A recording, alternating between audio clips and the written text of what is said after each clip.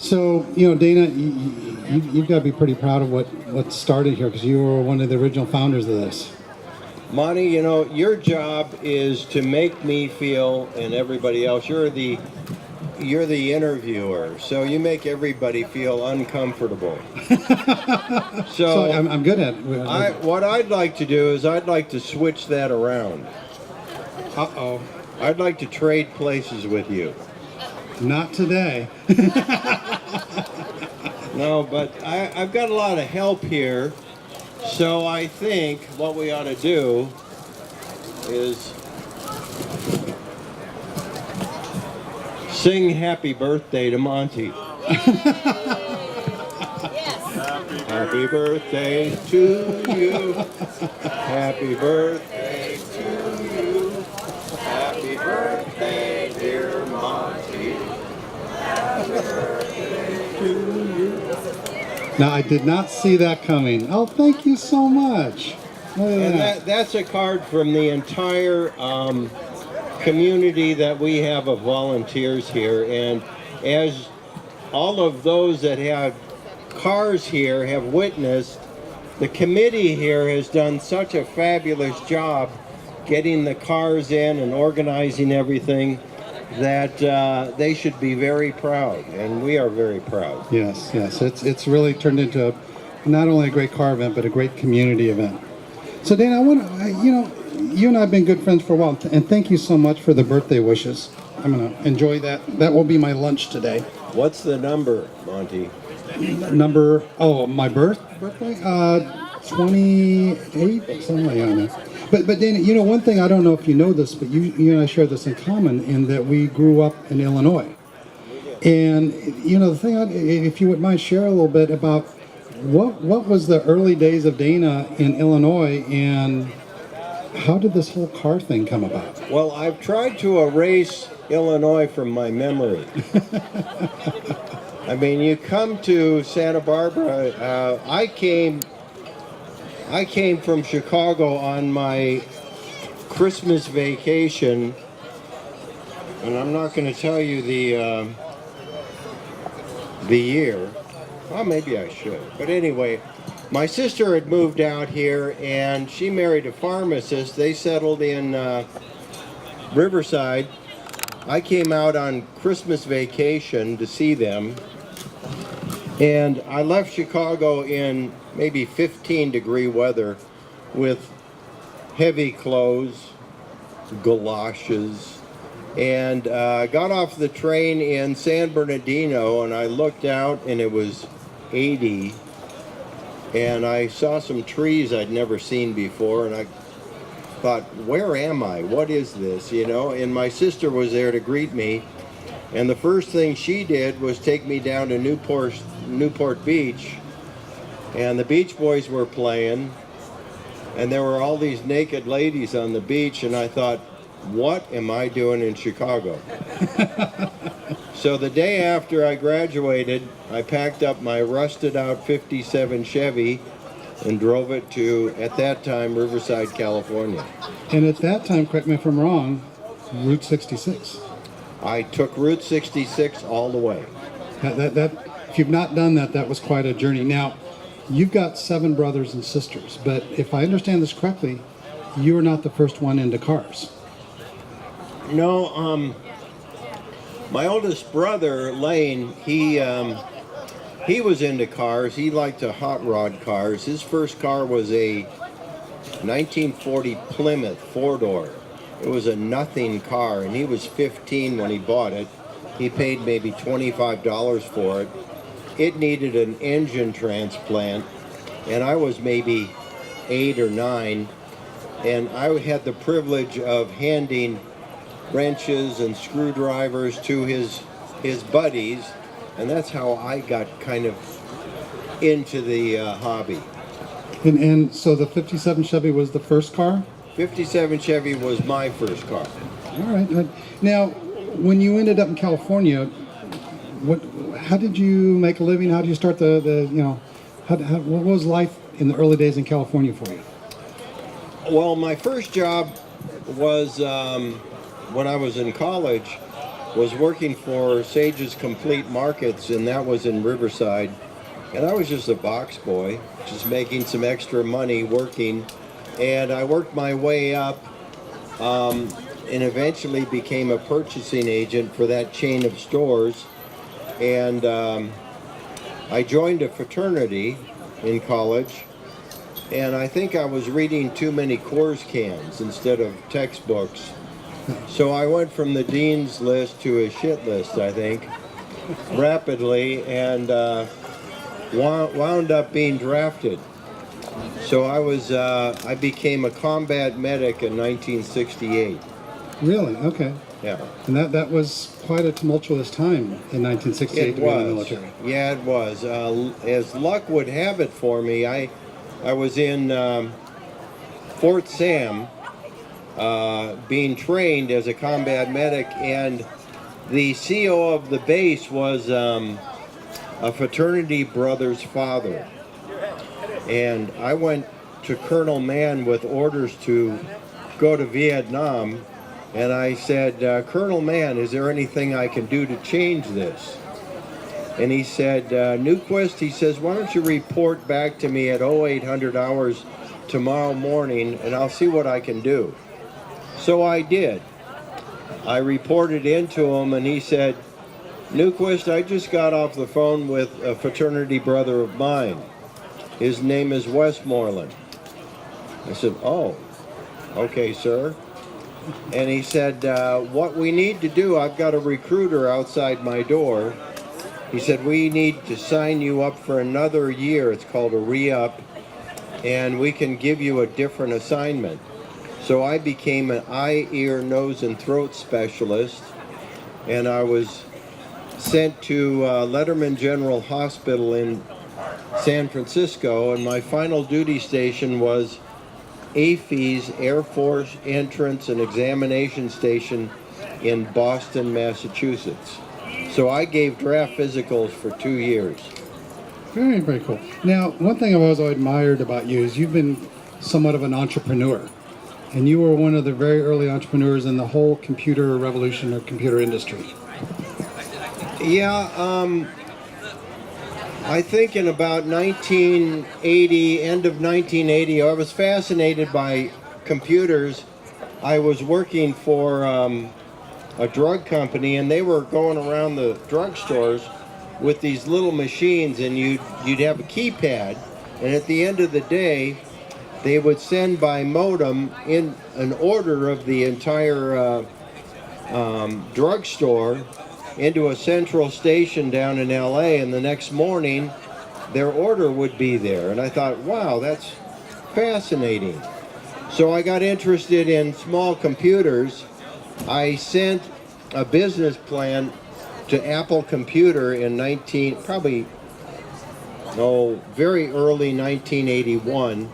I got a call from Mike Markkula, who was CEO of Apple. He called me, he said, Mr. Newquist, I got your business plan.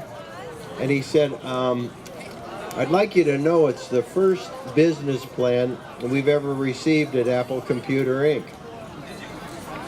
And I said, really? And he says, I'm a Harvard MBA. And he said something like, I like to eat these for lunch. I said, oh, okay. He says, can you come up to Apple and we can talk about your business plan? Which I did. And in 1981, if you would look over Cupertino and look over the countryside, you would have seen, as far as you could see, buildings that were forming. Some were complete, some were incomplete. And you just knew something very big was happening there. I went to the admin office where I was greeted by a gal, and she said, oh yeah, Mr. Markkula is waiting for you. I went in, I talked to Mike Markkula, and probably within a half hour, 2 men entered the room in cutoffs and flip-flops and t-shirts, and it was Jobs and Wozniak. Anyway, and the 4 of us went out to lunch, and that was quite interesting. So what's lunch like with Steve Jobs and Wozniak? Well, it was interesting, and I wish I could have recorded that because they were really focused on what I had to say, which all I really wanted to do is say what you need for your microcomputers is software. And at that point, everything was based on hardware, not really software. Software was forthcoming, but it wasn't there yet. So I was interested in the business applications, and you could only do that through software. And they recognized that, so they put me on their business council. That's pretty cool. Now, what's always fascinated me, because I've talked about some of this, so you were like on the cutting edge in the early days of the computer industry, but your passion's always been pre-war cars. That's a little bit of a juxtaposition there. Well, many years ago I used to collect Corvettes. I had Corvettes, so I had that in my blood. And I made quite a transition from that, probably through the Murphy Auto Museum. I met Dan Murphy, who started the Murphy Auto Museum, and he was into Packards. And I really got into the Packards, the Pierce Arrows, the old Cadillacs, Chryslers, and other marquees, like I've got a Hupmobile here and a Locomobile. And most of these cars, most people today have never even heard of. But what I like is the rarer it is, the most unique it is, the better I like it. Now that presents a problem though, because you can't find parts. You have to make parts. So anyway, luckily I found some very talented people to help me out on that behalf. That's very cool. Now, you've, through cars, have met some of what I would characterize as some of the automotive royalty. Andy Granatelli, Chip Foose, Barry McGuire, Alan Clenay. I mean, it goes on and on. But there's one story that kind of gets back to what you're talking about, parts. The story with Jay Leno and your Stanley Steamer. Yeah. Well, I knew...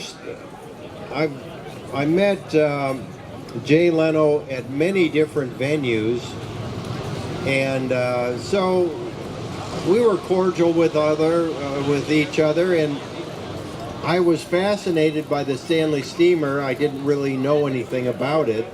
I read about it. I saw, and you don't see them very often.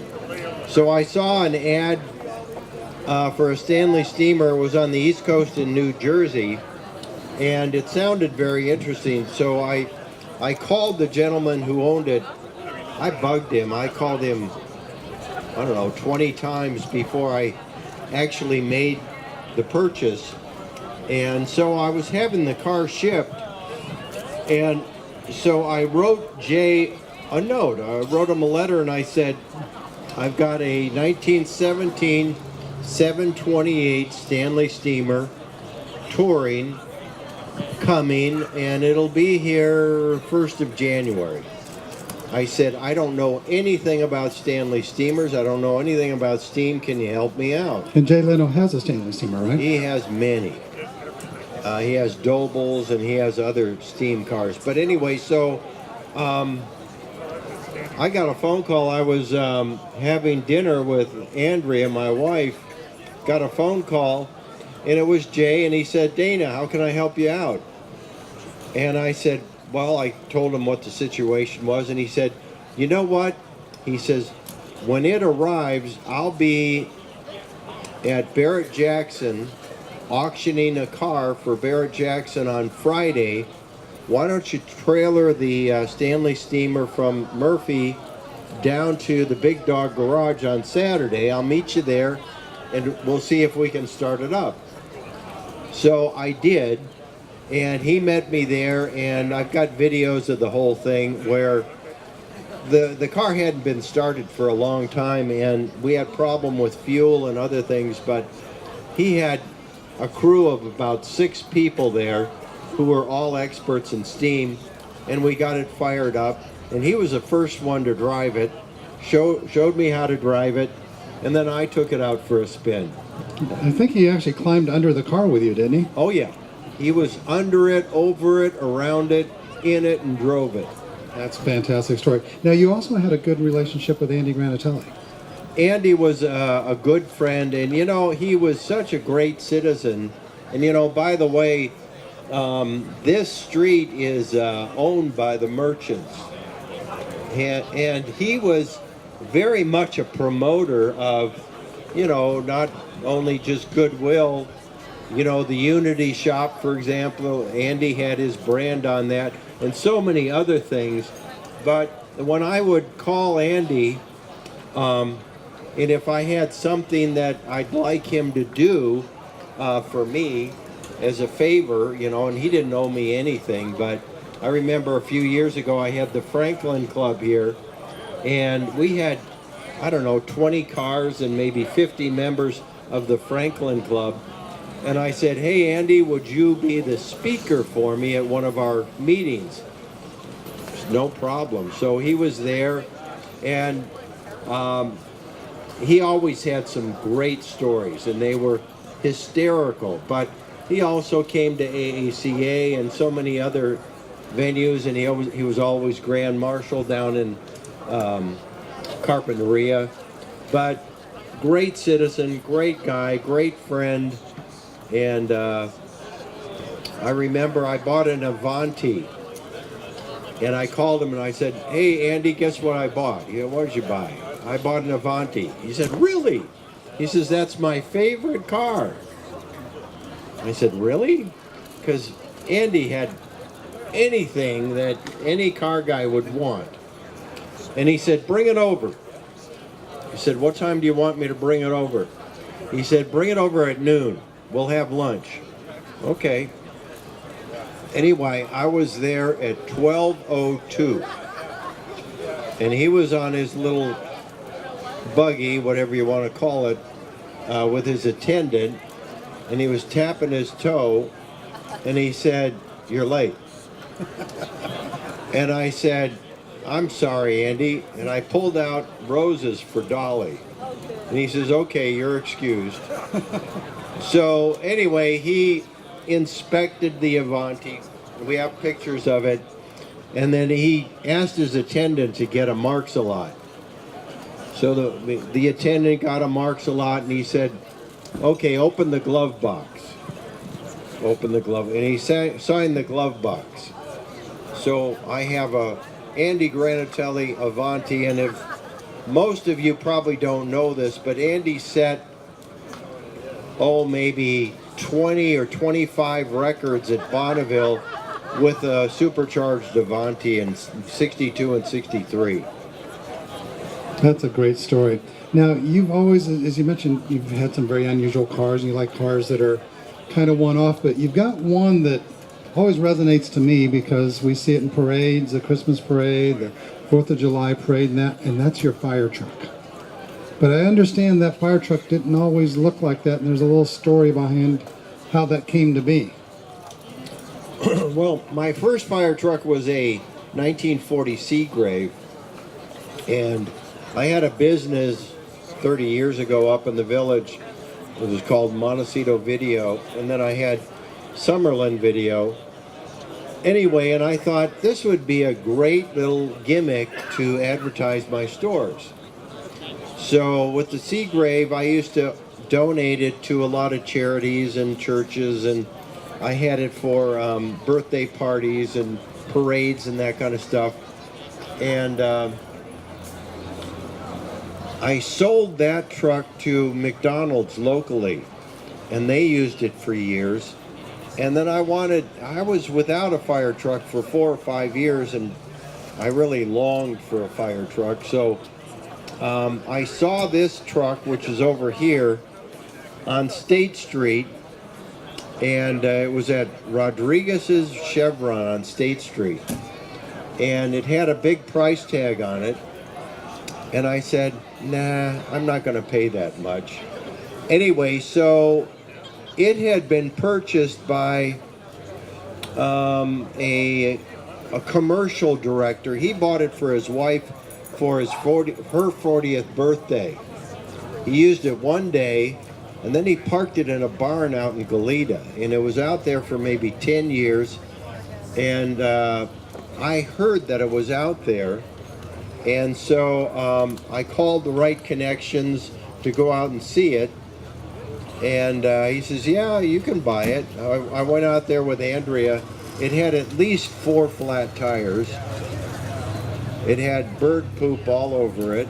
And Mother Nature starts to take over again. And so, but you know, there was a twinkle in my eye, and I said, I've got to restore this and bring it back. So I did, and I restored it, and that fire truck has been in so many events and birthday parties, and it's more famous than you and I and many people put together. No, it's always a picture, and it's going to be in the Christmas parade again this year? It'll be in the Christmas parade, yes. Coming up December 7th, downtown Santa Barbara.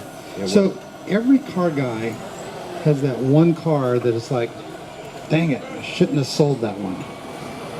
What's Dana's biggest regret car-wise? Probably a 37. It was a 37 Studebaker coupe, and it was just so sweet.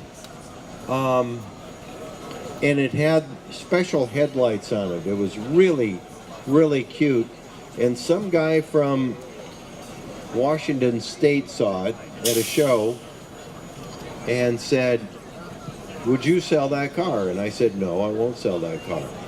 He says, are you sure you won't sell that car? Yeah, I'm sure. He says, well, will enough money buy it? And I said, yeah, enough money will buy it. So I wound up selling it, and there was another car that you liked a lot, which is a Shark-Nosed Graham. It's stunning cars. It's a 39 Shark-Nosed Graham. That's another car, and that is now at the San Francisco Museum of Art collection. As it should be. I mean, that was a work of art. It's a nice car. Yeah. Now, when you look at a particular, some of these cars, you mentioned you like one-offs and that, but what's the design element that just jumps out at you on some of the cars? Because you look at the old cars and there's so much creativity went into the design of those. You know, I love the very swoopiness of the Art Deco cars, you know, the mid-30s to late 30s. I love that. And then when you go over to the Mullen Museum and you see all these pre-war French cars, I mean, they really had that nailed. I was lucky to buy this Talbot over here, which has that real swoopy design, but I love that deco look. To me, that's the ultimate. So Dana, you know, besides being involved with the Montecito Motor Classic, you do the Father's Day car show at Santa Barbara Club, but you're also the president of AACA. Can you share, because you've been in that group for a while. Yeah, there was a guy, Jeremy Hass, who was president of the AACA, and this is maybe 15 years ago. I was at Costco, and I got a tap on the shoulder. I was looking at a book, and it was Jeremy, and he said, Dana, he says, I'm getting old, and I just don't think I can be president of AACA anymore. Could you be president? And I said, Jeremy, don't you need a vote and all that stuff? Don't you have to ask me if I want to be? And he says, oh, no, you'd be good at it. He says, well, let me think on that. Anyway, so in short order, I became president. And, you know, there's a few of you out here that are AACA members. And back then, you know, you'd go to a meeting and there'd be 6 people at a table, maybe 7. Luckily, now we've got about 120 members, and it keeps on growing, and it's really a fun, exciting group. We're all passionate about what we do, and we've got such a variety of cars. You know, like I've got my oddball cars, but we've got everything from motorcycles to Jeeps to, you know, Cadillacs to you name it, we have it. Well, the shocking thing for me is an antique car, correct me if I'm wrong here, is 25 years old, which is what, 1974? Oh no. 80. 80. Oh my God. I remember. Yeah. I mean, and you know, to you and I, those are new cars. I know. Yeah, they're not antique. So most of my stuff is pre-war and mostly American. Yeah. Well, Dana, you know, there's a lot going on in Montecito right now. They're talking about Montecito becoming a bigger political entity, maybe becoming its own city. Do you ever see yourself being mayor of Montecito? You know, I really don't care to have any political office. I'm running for the sanitation board right now. And that'll be another commitment, which I don't need any more commitments, but I'm running, and hopefully I get elected. Well, good luck to you on that. Dana, you know, on behalf of the Montecito Motor Classic, which you helped found, all the events you're involved with, the AACA, and just your contribution to Montecito, thanks so much for not only supporting this event, but being part of this community. Let's hear a round of applause for Dana.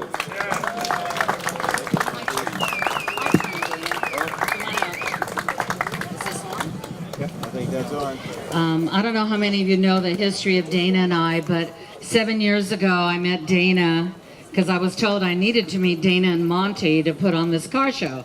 And they both thought I was crazy, to put it mildly, right, Dana? And then Dana was my co-chair for 5 years. Andrea, thank you for sharing him with me for 5 years. I think I drove him crazy, but yeah. And he's wonderful, actually. But we have this to present to Dana. It's the first time we put something like this together. And they're all the artwork that Mark Sternberger has done over the years. And thank you, Dana. Thank you for all you do. Thank you. He's quite a guy.